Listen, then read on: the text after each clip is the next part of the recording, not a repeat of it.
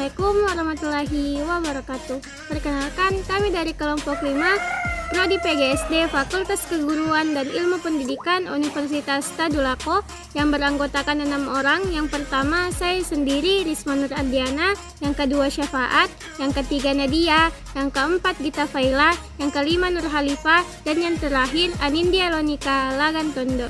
Di mana pada kesempatan kali ini kami akan membahas mengenai perbedaan perkembangbiakan tanaman monokotil dan tumbuhan dikotil. Nah, sebelum itu tentu saja perlu kita ketahui apa itu tumbuhan monokotil dan apa itu tumbuhan dikotil. Kalau begitu, mari kita simak pembahasannya. Nah, sekarang mengenai tumbuhan monokotil dan tumbuhan dikotil. Tumbuhan monokotil merupakan tumbuhan yang hanya memiliki satu keping biji saja. Jadi, saat sedang berkecambah, biji tumbuhan monokotil tidak membelah. Nah, contohnya rumput, kangkung, dan jagung. Nah, untuk tumbuhan dikotil merupakan tumbuhan berkeping atau berbiji dua. Ya, tumbuhan dikotil umumnya memiliki sepasang keping biji atau kotiledon dalam embrio benih. Jadi, perbedaan tumbuhan dikotil dan monokotil yang utama ada pada jumlah keping bijinya. Sesuai namanya, tumbuhan monokotil memiliki satu keping biji, sedangkan tumbuhan dikotil memiliki dua keping biji. Ya, begitulah penjelasan mengenai tumbuhan monokotil dan dikotil.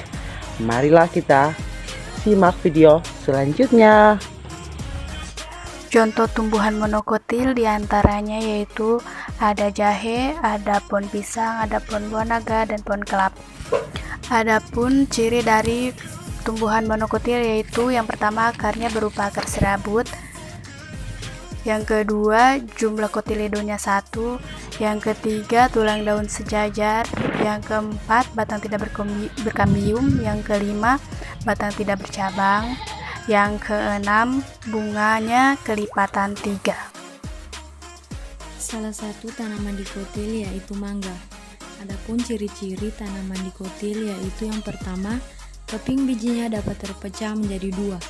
Kedua, tidak mempunyai keleoptil atau pelindung ujung batang dan koleoriza atau pelindung ujung akar. Ketiga, batang serta akar mempunyai kandungan kambium yang bermanfaat untuk membias makanan pada tanaman dikotil. Keempat, mempunyai batang berbelah dengan ruas batang yang tidak beraturan. Kelima, mempunyai akar dengan format tunggang.